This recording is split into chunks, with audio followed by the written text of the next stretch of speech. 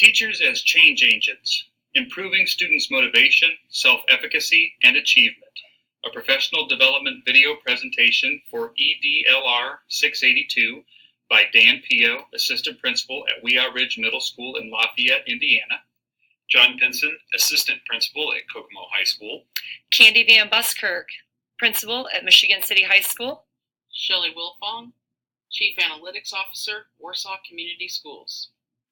One of the 10 behaviors, or mind frames, that John Hattie and Klaus Zierer suggest educators should adopt to improve student achievement by changing the way teachers think about learning and their role in the classroom, is that teachers are change agents and believe that all students can improve. Hattie and Zierer suggest that learning is based on perceptions of students, their teachers, and their parents.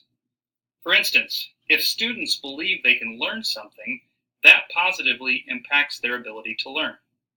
Similar notions are true for teachers and parents too.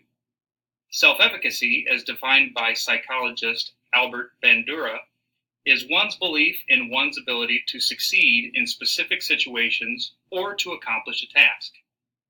As we build that belief within our students, we also need to find ways to build their motivation. As depicted in this diagram, the perceptions of these groups of people need to be balanced, especially when they are negative, with building self-efficacy and motivation. When we examine this mind frame in conjunction with Mike Schmoker's focus, Carol Dweck's mindset, and Angela Duckworth's grit, we find that many different ways to offset negative perceptions and build capacity within students. In order for teachers to reach students and build their self-efficacy and motivation and truly become change agents, there are several factors from the meta-analyses conducted within Hattie's visible learning research that can be used. Good classroom management, with an effect size of 0.52, sets the stage for everything else that happens within a teacher's sphere of influence. Its opposite, boredom, had an effect size of negative 0.49. Engagement is the prerequisite to any success in the classroom. Building good classroom management has a lot to do with teachers successfully building relationships with their students. Advanced organizers, with an effect size of 0.41, bridge the gap between what students know and what they are going to learn, providing them a boost of confidence before moving into another area of learning. Teachers who take time to find or create good advanced organizers can make a big impact on student achievement. While problem-based learning has a relatively low effect size of 0.15, it makes sense to mention it in reference to teachers acting as change agents. Problem-based learning, in this sense, is more of an action for the teacher than for the students. Lastly, motivation, with an effect size of 0.48, ties into how students are motivated without external stimuli. Determining how to motivate students is not a one-size-fits-all approach and relates back into building relationships and classroom management. We can use growth mindset from Dweck not to label types of students, but to describe how we as people are made up of both fixed and growth components, and by using the growth type language and expectations to motivate students and to build up the belief in themselves that they can learn and succeed. As change agents, it is important for teachers to remember what we are teaching by examining our curricula and prioritizing the things that we teach. To do that, we will examine Mike Schmoker's book, Focus, Elevating the Essentials to Radically Improve Student Learning. Focus. Elevating the Essentials to Radically Improve Student Learning by Mike Schmoker. Mike Schmoker's book, Focus, maintains that successful schools focus on three known elements: simplicity, clarity, and priority. By using the concept of addition by subtraction with our teaching and curriculum, we will be able to create more effective classroom instruction and increase student achievement. Schmoker laments that we in education tend to complicate what needs to be simple. Education isn't the only industry in which this is an issue. In fact, there are many authors that have addressed the need to simplify the complicated in order to be successful. As Smoker points out, Jim Collins in Good to Great talks about the art of ignoring and focusing on doing one thing well. Jeffrey Pfeiffer and Robert Sutton in The Knowing-Doing Gap discusses the need to consistently clarify and refine priorities well. Marcus Buckingham in the book Lopsided Focus states that companies can accomplish more by doing less. Know thy impact. John Hattie's now famous meta-analysis on effect sizes on various approaches to learning shows that almost everything we do has some positive impact on student achievement. However, it is important to emphasize that some approaches to learning have more impact than others. This begs the question, where should our priorities be, and how do we make this determination? With so many programs, standards, curriculum guides, interventions, instructional methods, and so on, how do we ensure that what we are doing is the most effective strategy? In order to focus on the simplicity and clarity and then prioritize, we must know the impact of our teaching on the learning of our students. Again, a quote by John Hattie reiterates the importance of simplicity, clarity, and priority when he says the variability in student outcomes is the consequence of the variability in teacher effectiveness. We must focus on that variability in teacher effectiveness to ensure that students have the outcomes that we want. As John Hattie says, every student deserves a great teacher, not by chance, but by design.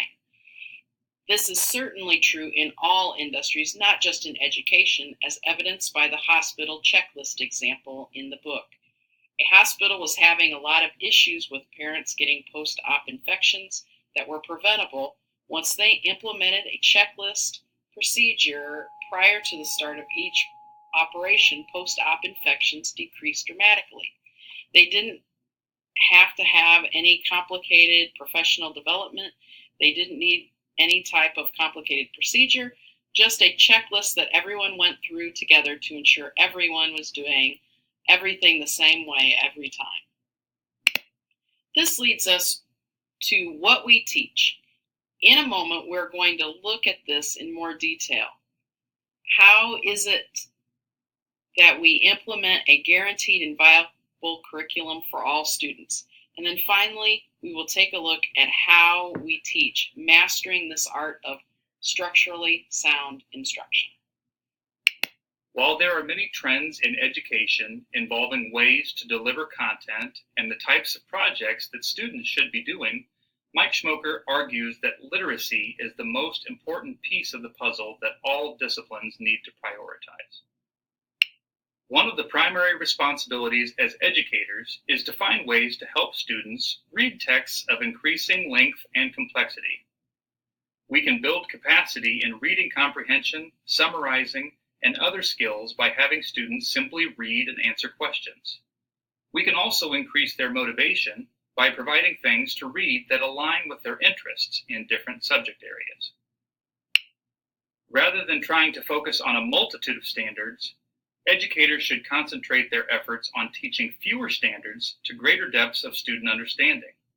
In order to decide which standards are the most important, Schmoker points us to Doug Reeves' suggestion of 3 criteria to consider.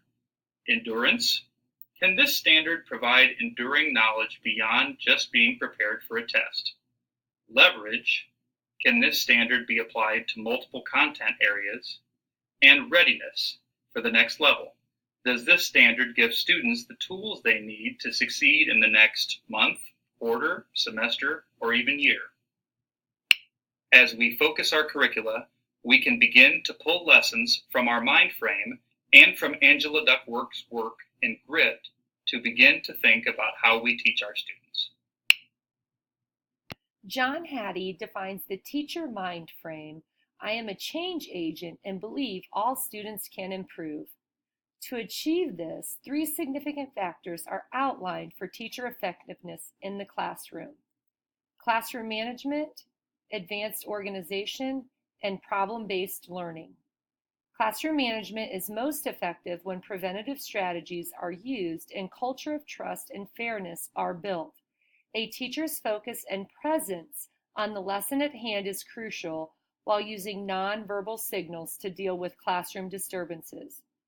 It is also important to keep pace and maintain a group focus at most times. When needing to address smaller groups or individuals, give the others a task related to the current learning.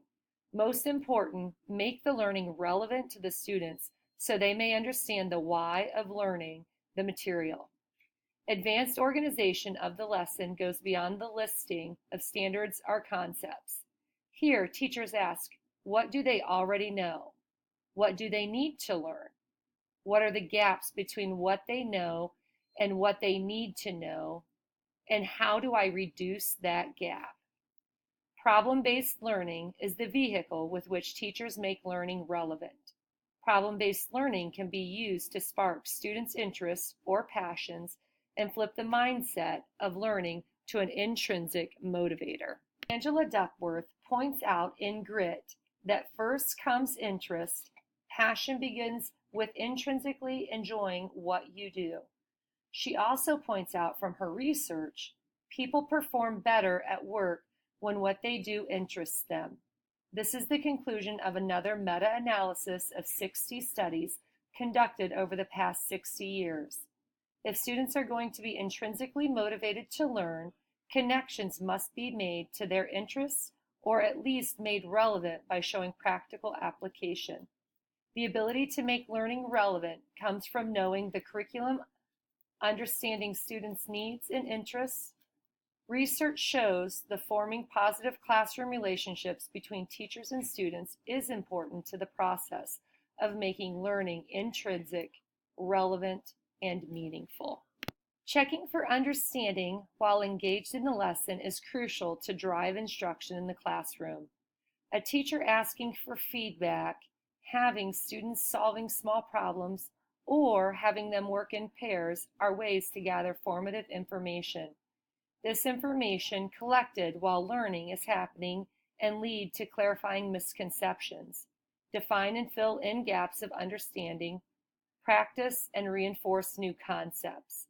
Schmoker outlines a process where information is delivered in small ordered steps between which students practice, often by talk or writing, or both. These periodic thinking reviews give students the chance to process the learning by drawing conclusions and making inferences. Smoker suggests this is similar to Marzano's approach to content lecturing. This process dramatically increases students' understanding of new information across content areas and at every grade level. In conclusion, we see that teachers are the key to student success. They are the change agents. Teachers believing students can learn then allow students to believe they can learn. Teachers engaging students in meaningful work, good classroom management, these increase the students' motivation. Not only is engagement and good classroom management key, but we also know that successful schools have 3 key factors in place. Education is 1, simple, 2, it's clear, and 3, it is prioritized. They do one thing well. Literacy is the #1 priority. Student-teacher relationships increase engagement and motivation, which leads to increased achievement. We hope you've enjoyed our professional development on teachers as change agents. Thank you.